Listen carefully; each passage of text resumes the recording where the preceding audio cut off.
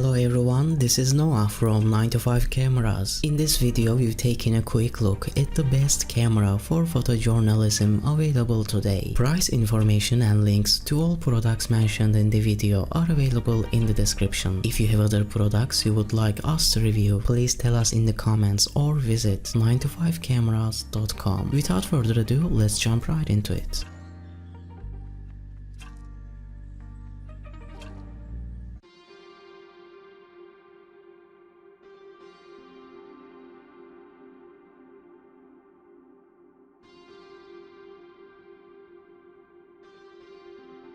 Starting at number 3, we have Sony A9. Poor old Sony. They make really great and well-respected cameras for TV and film, but in photojournalism in general and other kinds of stills photography, just like Fujifilm and Leica, they don't have the right brand name, which is a pity because the Sony A9 is a great camera. It is reassuringly expensive, has Sony's highly rated stacked CMOS sensor, know-how behind it, and some neat features for burst shooting and autofocus. If you go to your local cinema or watch Netflix, chances are some of the gorgeous images you'll see on screen come from one of Sony's digital movie cameras. So the idea that Sony is somehow a lesser proposition than either Canon or Nikon just doesn't fit the facts. Then when you take into account that Sony has been market leaders in electronic news gathering cameras since the late 1970s, now that photojournalism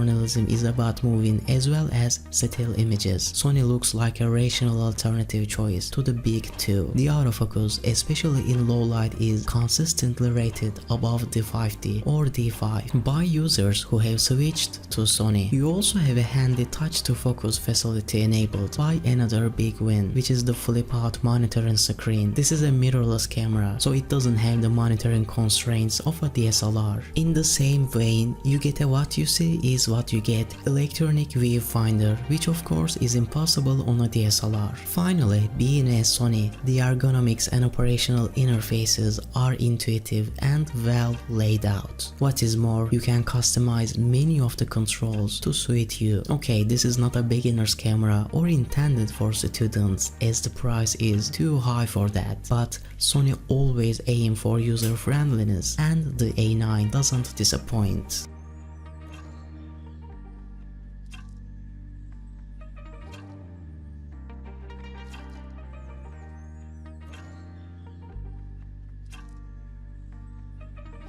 Moving on at number 2, we have Nikon D5. The Nikon D5 is the mirror image of the Canon 5D. Nikon has a powerful and respected brand name and is as popular with photojournalists as Canon are with the 5D. There are plenty of good Nikon cameras. We chose the popular D5. It is not a cheap camera either. On paper, the sensor at 20.8 megapixel is less than the 5D, but in practice, both produce outstanding results. It has a really smart sensor design that gives a great low light performance with minimal sensor noise, very sophisticated autofocus, clever metering, and a bunch of gizmos around image processing. Again, there's a whole irrational brand based "I'm a Nikon user" fanboy element to their cameras that makes it very difficult for other perfectly competent vendors like Fujifilm and Sony to be taken as seriously. It is a bit like cars. You might know Volkswagen, Skoda and Audi are really the same company, but the Audi brand is something you buy into. It is much the same with Nikon. You want one because it is a Nikon.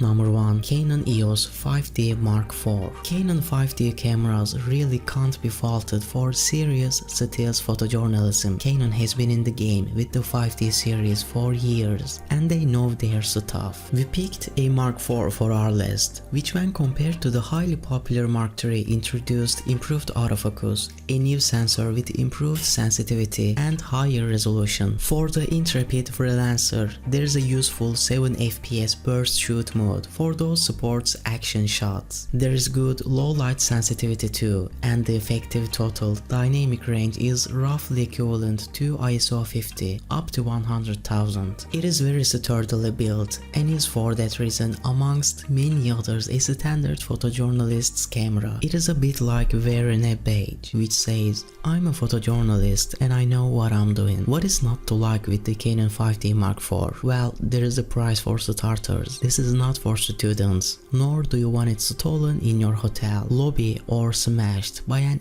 angry celebrity. Most photojournalists carry a spare, and this is a pricey camera. On the upside, it is very robust, and Canon generally has great service and support. Next, while the 5D is great for stills or burst, don't think because you're shelling out all those hard-earned dollars that it is going to be great for vlogs or TV interviews. The Canon marketing guys might want you to believe that, but it really isn't. The audio is basic to say the least, and using it for moving handheld shots are not great either. You're also paying for a lot of features you don't need. 4K TV capabilities for one. You probably as a photojournalist aren't going to be shooting many feature films either, so DCI capabilities won't help much at the next basketball game you cover.